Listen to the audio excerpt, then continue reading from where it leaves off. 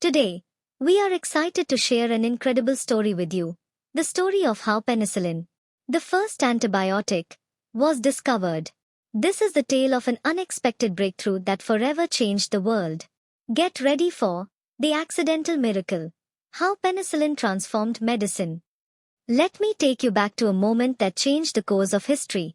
London in September of 1928. Inside the modest lab of Dr. Alexander Fleming at St. Mary's Hospital. After returning from a summer holiday in Scotland, Dr. Fleming found a chaotic mess on his lab bench. Among the clutter was something extraordinary.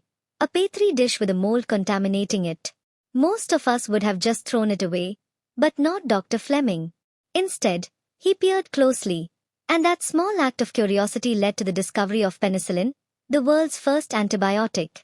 In that moment, he noticed that colonies of the deadly bacteria Staphylococcus aureus had stopped growing around a peculiar mold called Penicillium notatum. What he saw wasn't just an accident, it was a breakthrough.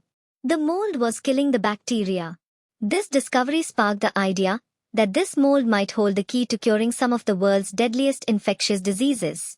Dr. Fleming famously said, "When I woke up just after dawn on 28 September 1928, I certainly didn't plan to revolutionize all medicine, but I guess that was exactly what I did." But this wasn't the end of the story. In fact, it was only the beginning. Fleming's lab lacked the resources to fully develop penicillin, and it would take another scientist, Dr. Howard Florey, to take Fleming's mold and turn it into a miracle drug.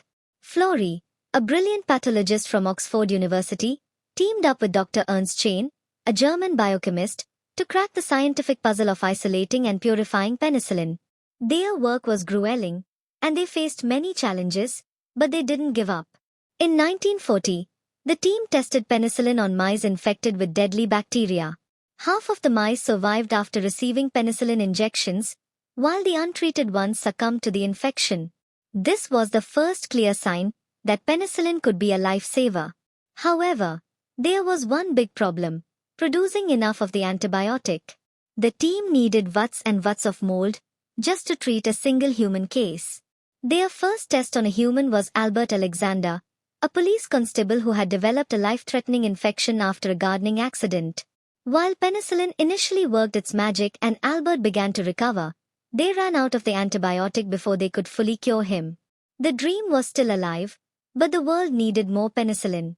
It was then, during the height of World War II, that Florey and his team flew to America in search of mass production methods. They were in luck.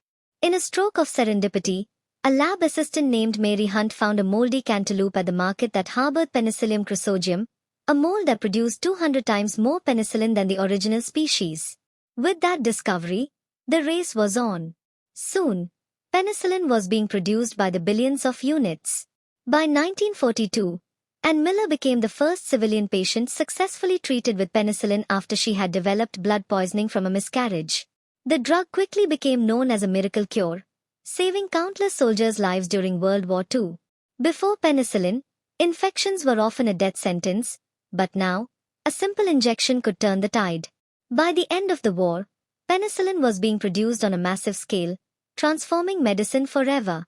Yet, while Alexander Fleming received much of the credit for its discovery, it was really the teamwork of Fleming, Florey, Chain, and others that brought this miracle drug to the world. In 1945, Fleming, Florey, and Chain were awarded the Nobel Prize in Medicine, though their colleague Dr. Norman Hetley, who played a vital role in developing mass production methods, was unfortunately overlooked. Today, we celebrate not just Fleming's accidental discovery, but the tireless work of a whole team of scientists who turned that accident into a life-saving treatment. And just as Fleming warned, we must remain mindful of the potential for bacteria to develop resistance to antibiotics.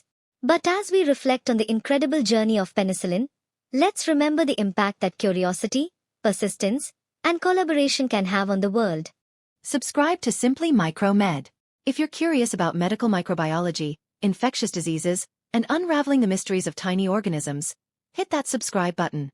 Join our community of science enthusiasts, and let's explore the microscopic world together. Remember, knowledge is contagious. Spread it by liking and subscribing. Thank you.